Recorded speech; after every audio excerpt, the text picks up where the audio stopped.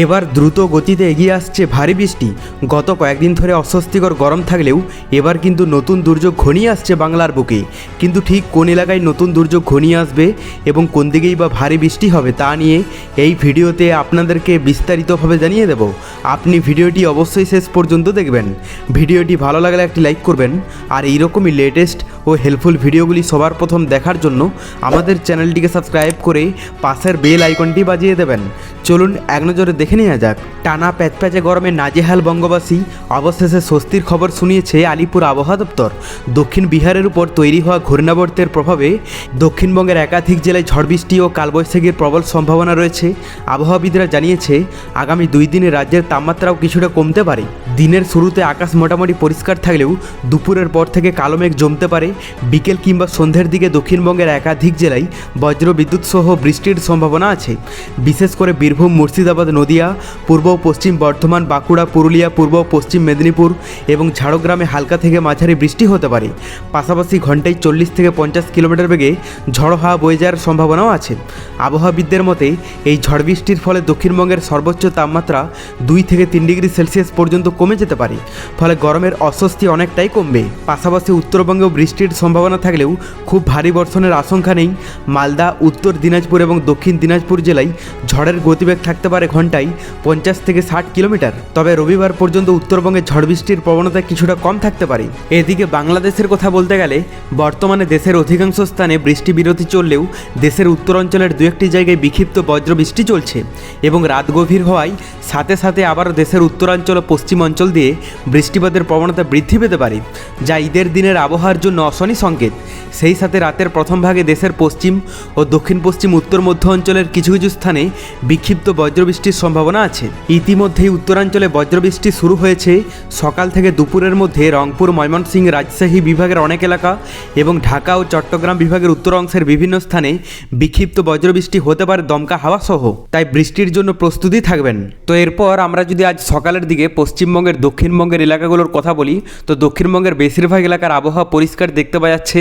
শুধুমাত্র উপরের দিকের কথা বলতে গেলে বহরমপুর, মুর্শিদাবাদ, মালদা এই সমস্ত এলাকাগুলোতে হালকা ইফেক্ট থাকবে এবং নিচের দিকের কথা বলতে গেলে এখানে সাগরদ্বীপ, গঙ্গাসাগর, হলদিয়া, শ্যামনগর এগুলোতে কিন্তু হালকা ইফেক্ট দেখতে পাওয়া যাচ্ছে। বাদবাকি বেশিরভাগ এলাকার আবহাওয়া পরিষ্কার থাকবে দক্ষিণবঙ্গের। উত্তরবঙ্গের কথা বলতে গেলে দার্জিলিং থেকে শুরু করে কালিম্পং, কার্শিয়ং, আলিপুরদুয়ার, কোচবিহার, জলপাইগুড়িতে হালকা ইফেক্ট থাকবে, যদিও ভারী বৃষ্টির কিন্তু সম্ভাবনা নেই। আর বাংলাদেশের কথা বলতে গেলে সমুদ্র উপকূলবর্তী এলাকাগুলোতে কিন্তু ভালো ইফেক্ট পড়তে দেখতে পাওয়া যাচ্ছে। এখানে বরগুনা, পিরোজপুর, বরিশাল, চট্টগ্রাম, ফটিকছড়ি, মানিকছড়ি, নোয়াখালী এগুলোতে কিন্তু হালকা ইফেক্ট থাকবে। বাদবাকি কক্সবাজার, টেকনাফ এগুলোতে কিন্তু খুবই সম্ভাবনা রয়েছে কম পরিমাণ। উপরের দিকের কথা বলতে গেলে ভিতরের এলাকার মধ্যে বেশিরভাগ এলাকার আবহাওয়া পরিষ্কার থাকলেও কিছু কিছু এলাকা আছে যেগুলোতে কিন্তু হালকা ইফেক্ট থাকবে বৃষ্টির। এখানে পঞ্চগড়, দিনাজপুর, ঠাকুরগাঁও, বালুরঘাট, নওগাঁ, নাটোর, রাজশাহী এগুলোতে কিন্তু ভালোই বৃষ্টির সম্ভাবনা দেখতে পাওয়া যাচ্ছে। এরপর আমরা দুপুরের দিকে আপডেটটাও দেখে নেব। তো দক্ষিণবঙ্গের কথা বলতে গেলে 70 থেকে 80% এলাকার আবহাওয়াতেই মেঘলা থেকে মেঘাচ্ছন্ন আবহাওয়া থাকবে এবং বৃষ্টির সম্ভাবনা কিন্তু দেখতে পাওয়া যাচ্ছে। শুধুমাত্র কয়েকটি এলাকা আছে যেগুলোতে মোটামুটি পরিষ্কার আবহাওয়া থাকবে। তার মধ্যে এখানে বহরমপুর, মুর্শিদাবাদ, রামপুরহাট এবং খড়গপুরের আশেপাশের এলাকাগুলোতে মোটামুটি পরিষ্কার আবহাওয়া থাকবে। বাদবাকি দক্ষিণবঙ্গের বেশিরভাগ এলাকাতেই কিন্তু বৃষ্টির সম্ভাবনা দেখতে পাওয়া যাচ্ছে, বিশেষ করে দুপুর থেকে বিকেলের মধ্যে।